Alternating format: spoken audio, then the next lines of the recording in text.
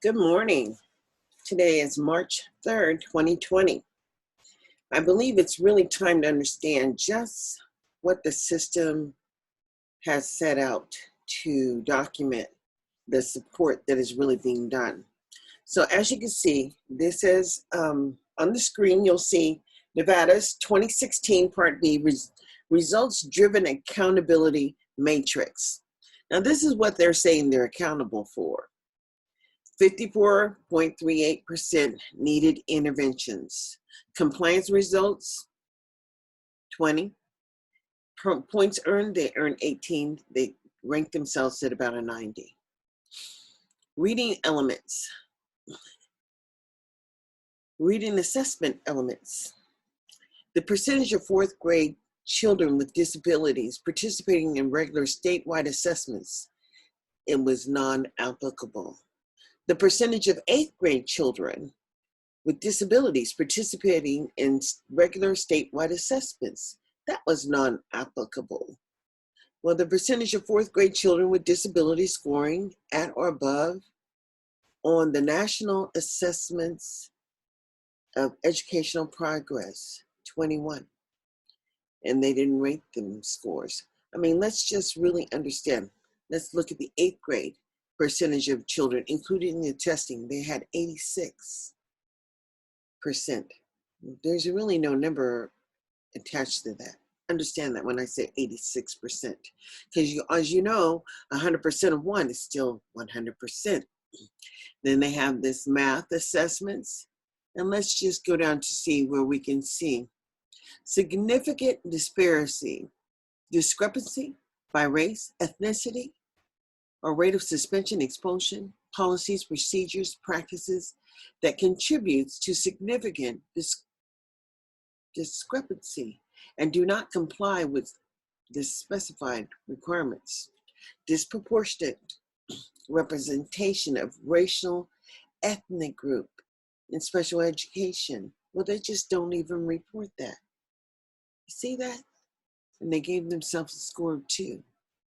Look, timely initial evaluations, 95. I don't even know where they get these numbers from, because it just doesn't seem logical. If you have a district that is 400 something thousand children, the second largest, I mean the fifth largest in the nation, and then you have, this is the data that you input. All right, because this is what's on the federal, this is on the federal website. I have to share another document with you. So let's see. We have to go back and stop this share and share the screen again. And what is this one? This might be the same thing. Yeah, this is the same document because I opened it. Let me see what this document is. Might have to shrink that and pause the share and find the document I would like to share. Here we go. Okay, this is a good document. How many? Let's see, gotta share the screen first. Google. All right, camera, where are we? Here we are. Share the screen. This Word document. This one. Share that. This is a great document. Let's read it. Let's read along and educate ourselves, shall we? Let's see how the department made the determination under Section 616D of the Individuals with Disabilities Act in 2016, Part B. So, in 2016, the United States Department is continuing to use both results and compliance data, making determinations for each state under 616D of the Individuals with Disabilities Act, IDEA. We consider the totality of the information that we have about a state, including information related to the participation of children with disabilities. on a regular statewide assessment. The participation and performance of the CWD on mostly recently administrator school years, this is 2014, 2015. See, in 2014, 2015, that's when Nevada actually determined that they would be local control. That's when I believe that's when they initiated the board members and elected them, and everything changed here in Nevada, only to change back this year. And so I'm not even exactly sure what is getting ready to happen, but something is getting ready to happen, because, it's the public that has to get tired of what's going on, tired of the poverty, tired of the children not getting an education. It's just more. Education is so important because simply, let's see, it's not the relevance of what you learn in the 12 years. It's that you learn to complete a task, and you challenged and you move forward, and you completed many tasks, because public education is about task completion. And if you cannot complete the tasks of whatever they ask you to do, well, you just don't get a grade. Letter grade of F seems to be sufficient for so many people. And I don't understand that. That's why, I feel it's important to challenge the mindset of people and put it out there on my YouTube channel, which you should encourage other people to subscribe to, and follow me on Facebook, because I've been there for years just talking and mostly communicating by, little blurbs I like to write, even though, hey, it's just high school that I accomplished. And I was able to get my license for cosmetology, and that's how I started. Then I got a certificate, for computer repair. That was something, my hands-on kind of person. And I love to research. And so that's how I kind of had the ability to fight for my children and ensure that they all were benefited in the manner in which they have the ability to sustain themselves, irregardless of the family intervention. They have the skills to sustain themselves, which so many people just don't have. And anyways, back to this compliance matrix that includes on this SPP and /ARP compliance indicators and other compliance factors as a result of this matrix, compliance scores and results. And anyways, this is just really talking about the national assessments and the data, and the kids who dropped out, the kids who graduated with a regular high school diploma, and the children who were moved on with certificates of completion. I think we really need to wrap our brains around certificates of completion and what that actually does for the person who has to get it. It doesn't do a lot, honey. You're not getting anything. I'm not exactly, I understand it, if education is really difficult and certain children are born and they're still gifted, that they will never be the academic type, but they might be so gifted in other areas. And I think we need to look at assessing children and putting them where they can be beneficial, instead of trying to force everyone down this same old rabbit hole. Anyways, let's move on. This is talking about the compliance matrix and the timelines, and it's all done under this little thing. You apply for the money, you're awarded it, and then they come back and look at the data and what you're actually doing. But here in Nevada, they just don't do data. They really don't do any data. They don't tell anyone anything. But as you can see, all the states are required to participate. And it's supposed to be accurate data. Well, as you can see on that other little slide I showed you, there was almost like nobody there. They don't do a whole lot.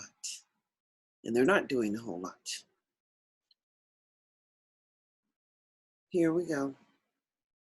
We're talking about the statewide assessment. So, in essence, every state gets money from the federal government to help support their efforts in educating their people. And how that state chooses to use the money is basically up to the state and the people who live within the state.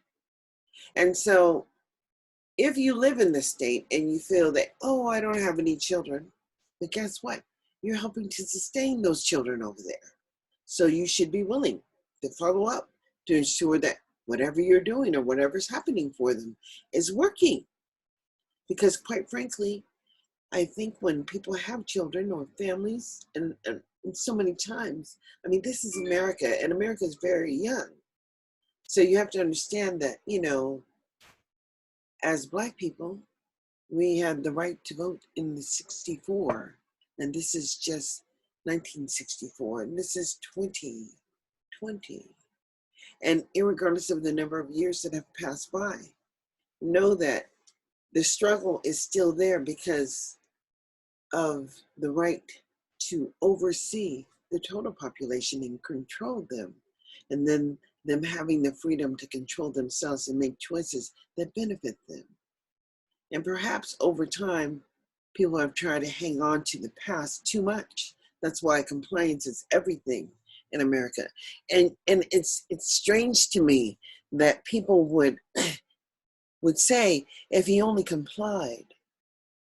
Well, that young man that was selling the individual cigarettes, perhaps he was messing with the man's business because the man could be inside selling the whole pack of cigarettes if someone could afford it.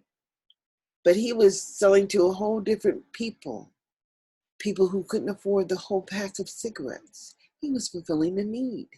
But I guess because he wasn't paying taxes and they had created rules around individual sales of one cigarette, it was okay for the police to force him to comply and take his life. And that is what is confusing to me.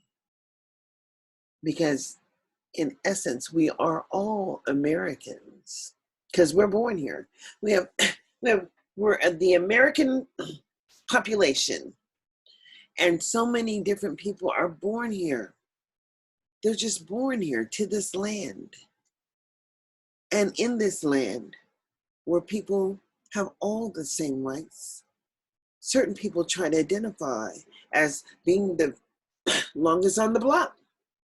They were just out there the longest and set the rules and established the process, and therefore would like to maintain and control it, irregardless of the benefit to you. And I have a problem with that. I feel that we have turned our backs far too long,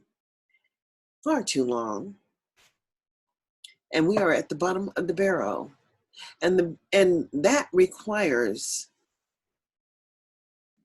a serious urgency of now, or furious urgency of now, because we have far too many 12th graders who are reading at the 5th grade level, who are on certificate of completion tracks, and they're just going to get this little certificate that's going to put them out there for what can they do? People are gifted. Some people just hustle. People figure a way around it, as just like the man that was selling the one cigarette in front of the store who failed to comply, or the hustle around, marijuana, which is now legal, but so many Black people went to jail behind it because it was God that nurtured that crop. It wasn't man that produced it. It was man that nurtured the crop and man that had the ability to make money on it, but without going through the channels that were established by the people that were elected to create pathways in which people can sustain themselves.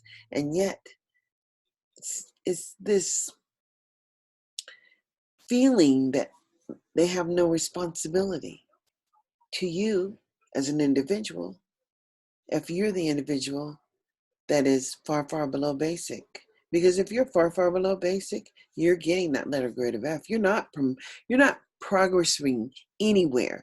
I don't care what you think, unless you have taken the SAT or the ACT in middle or high, and you know exactly where you are nowhere. Because the district is not even recording the data. They're not accepting where you are.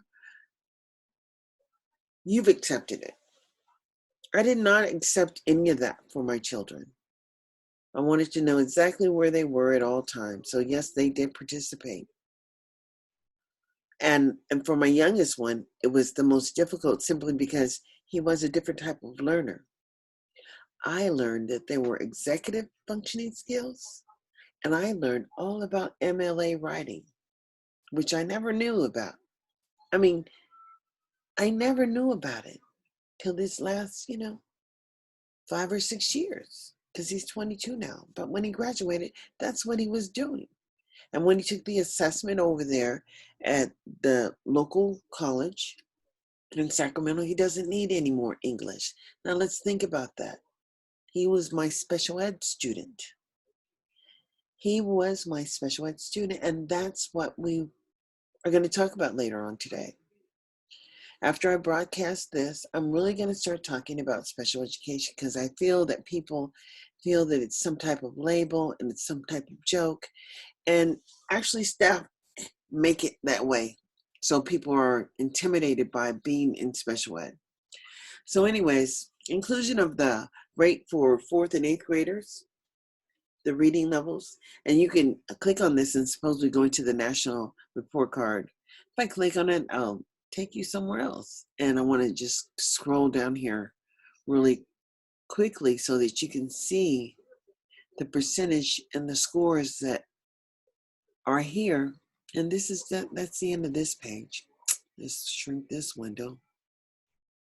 Okay, this is actually a letter that I wrote to CCSD, Clark County School District, because, I want to know about that 259% suspension expulsion rate for African American children, and I rarely get a response that I understand anyways.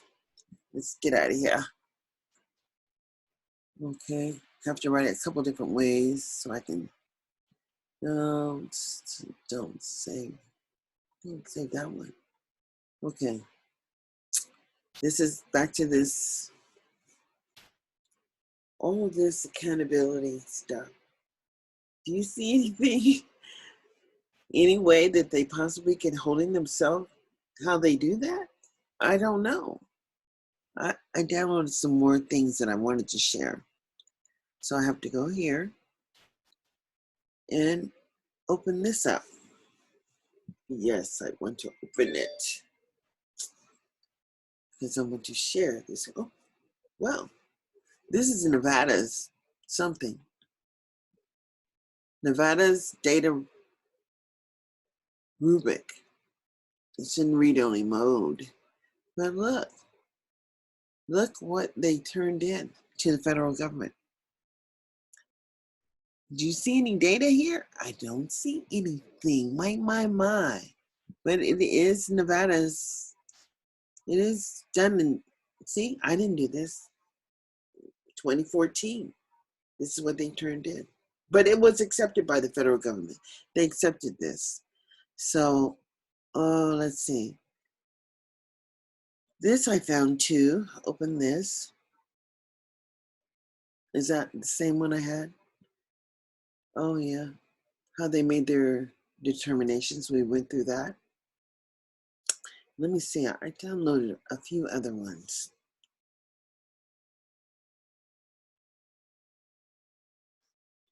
This is Nevada's. Here. This is good stuff. Nevada's Part B for the year of 2014, the State Performance Plan Annual Performance Report. I'm going to shrink me so you don't have to see me here. Okay, here we go. I don't know why they go all the way back to 2005, but that's what they're talking about. But this is when they put together. They want to increase high school graduation rates for students with disabilities earning regular diplomas. But that's where I say that they're not doing, simply because what they've done is they've created several different layers of high school diplomas. And you have to actually, be in school long enough to get those diplomas. And they said that they reduce the suspension expulsion rate for those significantly that exceeds the statewide averages. But, that's the Black children, I hate to tell you. But anyways, let's go here. All these wonderful things that they said that they were going to do.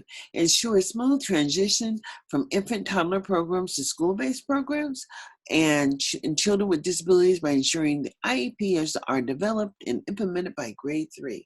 I wonder how many students they are actually utilizing under Child Find, because Child Find is a federal requirement.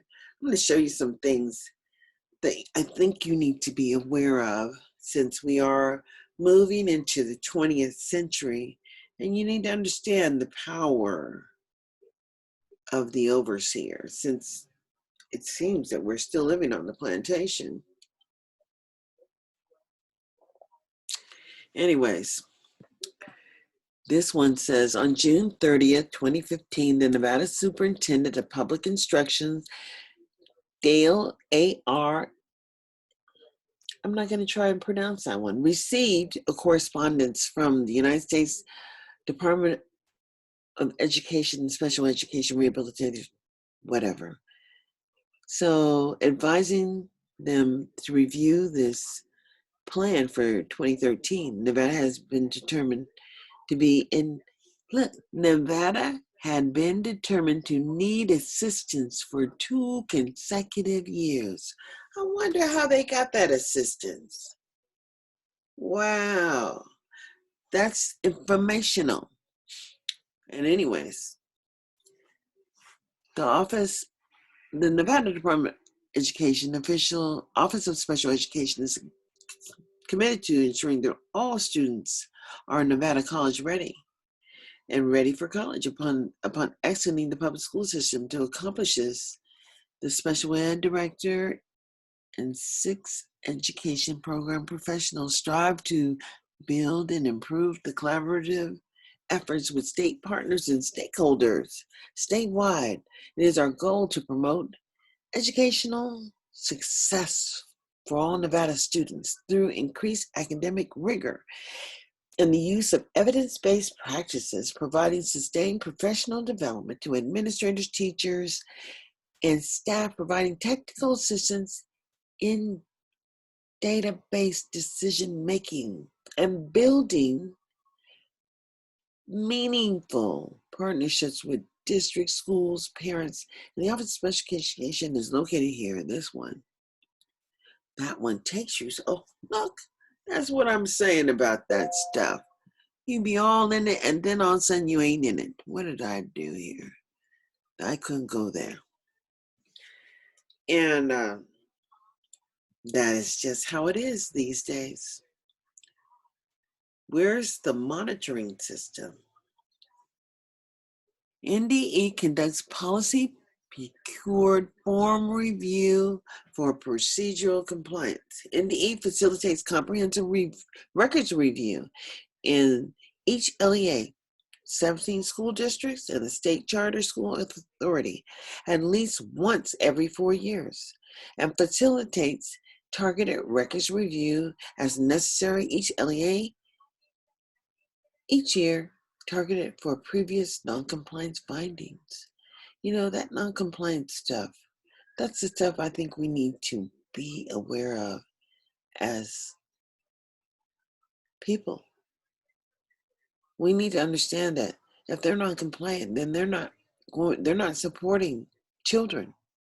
And those children are still expected to be successful and be responsible for the lives of children that they're making. And we have just gone down the bottom of the rabbit hole when we let mess go through and be approved that doesn't benefit all children.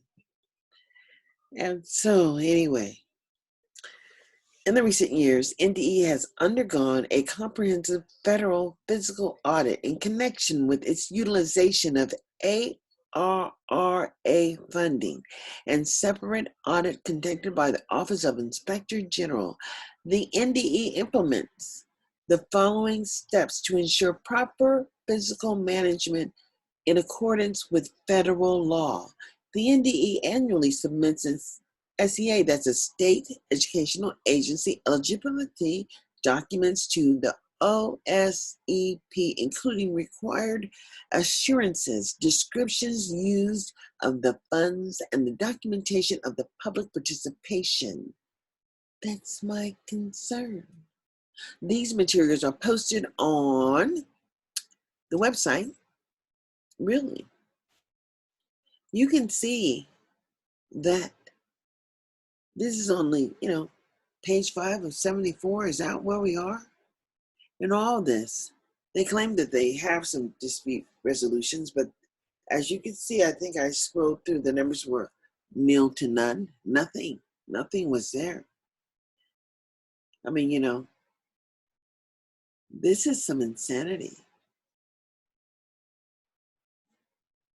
Nevada maintains a comprehensive scheme of licensure established by state law designed to prepare teachers to meet the unique needs of students with various disabilities. And then you should be able to go here. I should be able to click here and see that. Let's see. Yeah, okay. It brings you right to the Nevada Ledge. That's what it does. It doesn't take you to the specific website. So we won't do that. But anyways, stakeholder involvement. Who are the stakeholders? 33 members representing individuals with disabilities. I wonder who those 33 people were. Adult Service Agency and Juvenile Adult Correction Agencies. Oh, wow. Okay. There must be a group of people. They don't have any attachments. I mean, they really didn't report anything. Annual performance plans. Let's see. Oh, here's another no-no. We all must know that those no-nos are not there. Let's see this one. State performance plan. Oh, another no-no. That's what you get living in Nevada. They're not sharing anything. Let's click on this one. Click on it. Click on it. Oh, resource cannot be found. How unusual. I think that that's what it is all about here. Oh, let's see. Historical data. Graduation. Result percentage of youth with IEP graduating from high school with regular diplomas. Let's see. 26%. And they've increased since 2005. They were at 23%. And they say they went to 26%. I'm not sure how they did that. Let's see. Cohorts of regulatory adjusted cohort graduation rates. Number of youth with graduate 933. Number of youth IEP eligible to graduate 3,000 and whatever. And then what is this? Regulatory 4-year adjusted cohort graduation rate 27%. I don't know. I don't think when you click on that, it don't do nothing. It doesn't do anything. There's just that there.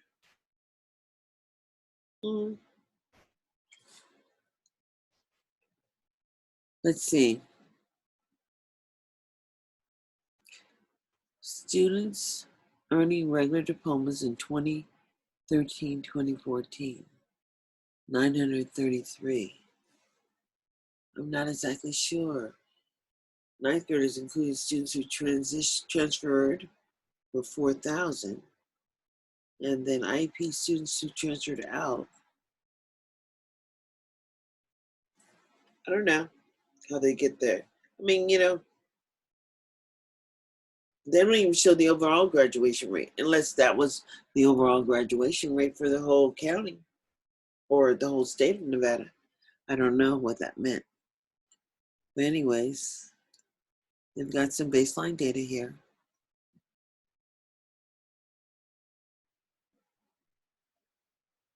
Number of students who exited special education due to dropping out. So here it is right here. This is the real data right here. 13,000 or 600 dropped out. These are the number of kids with IEPs. And so this 615, they got to be served somewhere. And I don't know if this is just 1 year. I think that's just 1 year. I guess I don't know where they went. Where'd they go? Oh, permanent expulsion, disciplinary, incarceration. Students withdrew from the GED program. They withdrew from the adult. These are just people that are they're children, but they're just, they're criminals, I guess. There's a whole 615 of them with IEP. But, what can I say? They're not in, no one's providing them any support. But that was in 2014, so this is 2020. Let's think about where those children really could be, because they even withdrew from the adult vacation and technical program. There's just nothing for them. Anyways, let's just move on. What else can we find out from these state performance annual plans? Participation in statewide assessments. Yes, right. Something is just not whatever.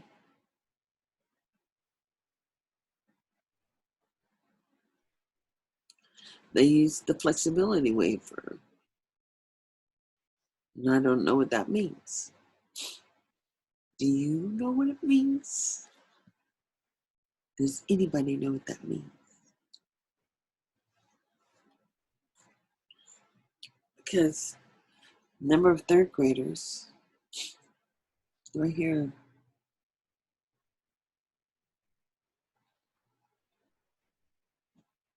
that met proficiency,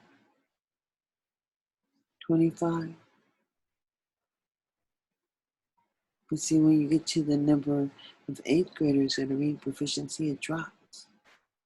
Then all of a sudden it goes back up in the 11th grade. Because those numbers probably are coming from people who are moving here, because it doesn't make sense that it would go up like that. Truly. Because in the 11th grade it's back down very low. I don't know. Their data doesn't make sense.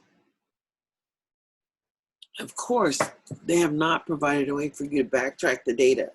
So you can't go to any of the school sites and look at any of their plans and understand what's happening.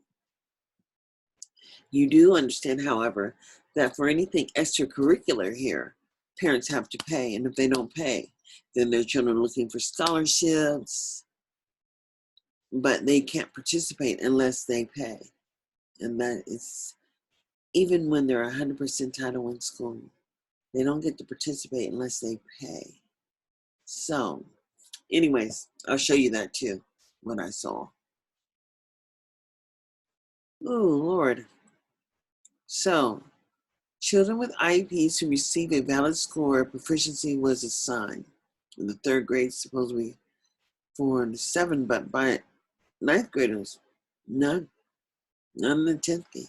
And then supposedly this amount in the 11th grade, and then nothing for high school. I don't know. Does this look like functional data that documents? What is this one? Is there something there?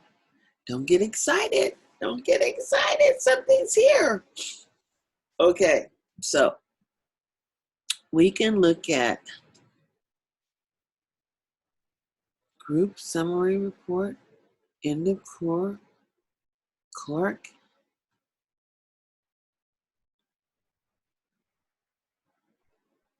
That's ELA. Might as well.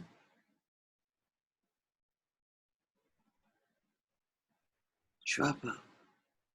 Yes. Get the report. Ooh, this is so cool. What are we looking at?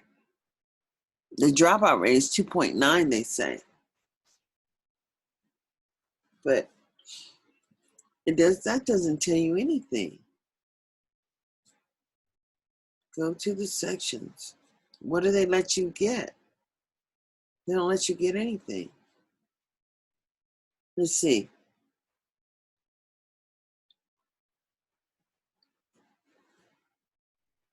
Remedial funding. Let's see what they do when you go students.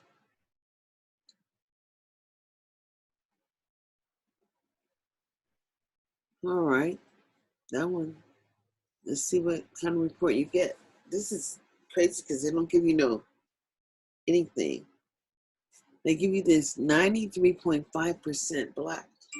But what does that mean to anyone? That's crazy. Let's go here.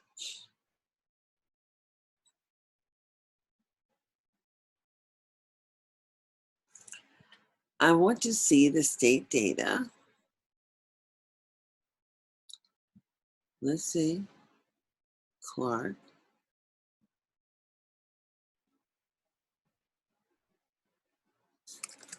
VLACP. Oh, no, they let you pick a school. Oh, I don't know.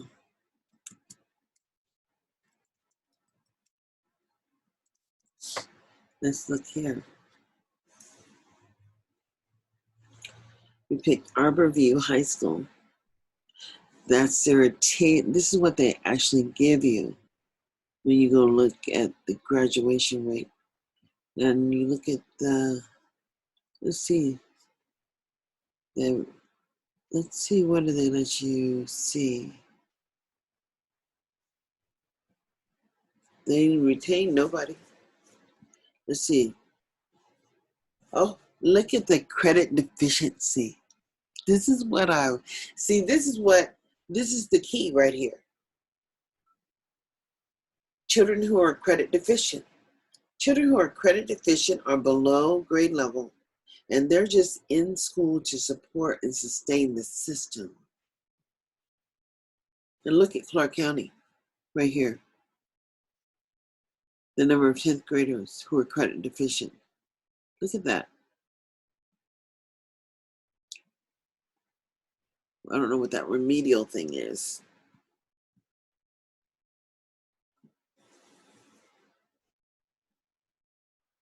They don't give you no more information. The information you know is because you know it. You know it simply why. You know, because you see it. You see the information around you. You see the circumstances that people are forced to live under. And that's what you have to know, that the system is truly broken. Let's just stay on this one report here. You can always click on something, learn something else. The state was not required to complete the review policies and procedures and practices for 2014 because 0% of the districts had significant discrepancy rate of suspensions and expulsion greater than 10 days. Now, see, that's just a lie. That has to be a lie. Otherwise, how could the state have the 259% suspension expulsion rate in the year of 2020? There had to be a problem the whole time. And it had to be an issue. disproportionality has to be an issue when you have data like that. Let's see. What are we? Where are we?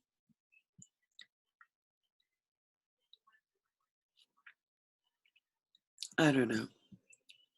Is there somewhere else we can get more information? I don't think so.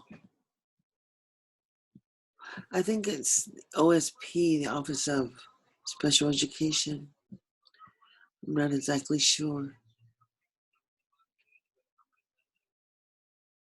Preschool children who did not improve functional, 388.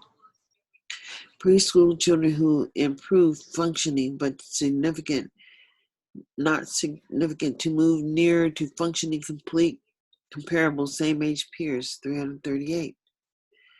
Preschool children who improved functioning at a level near the same age peers but did not reach it, 600 and something.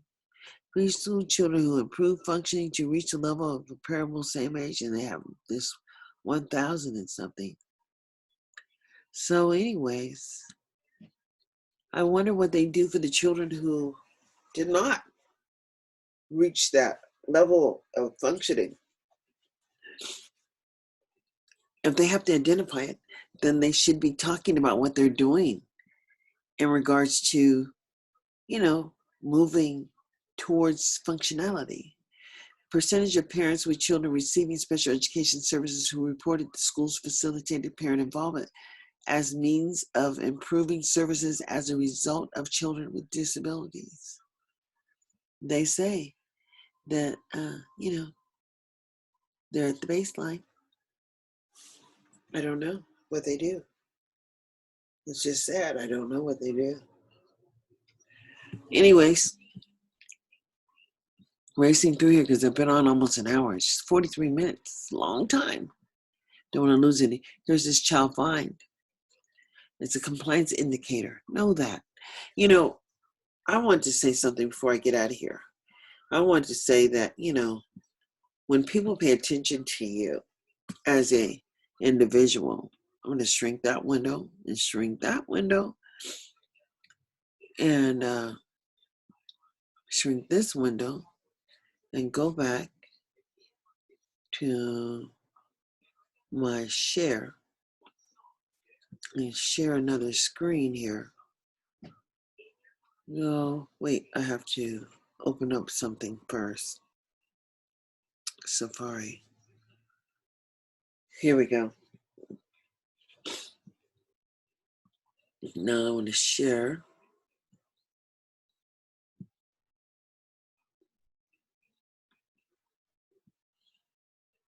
I want to share the screen now. Well, not that one. I want to share the screen. Share that screen. Okay. Here it is. IDEA, Children with Disabilities. And when I come back, I am going to talk about special education. And first I'm going to upload this video.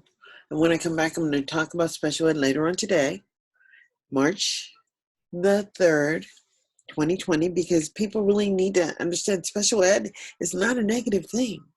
It really is a way in which children move towards self-sufficiency. And if you don't understand that the laws are written to ensure access happens for all people, and it doesn't matter your color of your skin or your ability, because all children transition differently to separate tasks. And it's not just good enough to document that kids are not doing it or they're just unwilling. That's criminal, because you're getting paid to ensure that you create ways to ensure access happens. So stop in the share, stop in the recording, and I'll be back. Make sure that you click on my channel, say you like it, thumbs up, and also subscribe or share. Stop the video.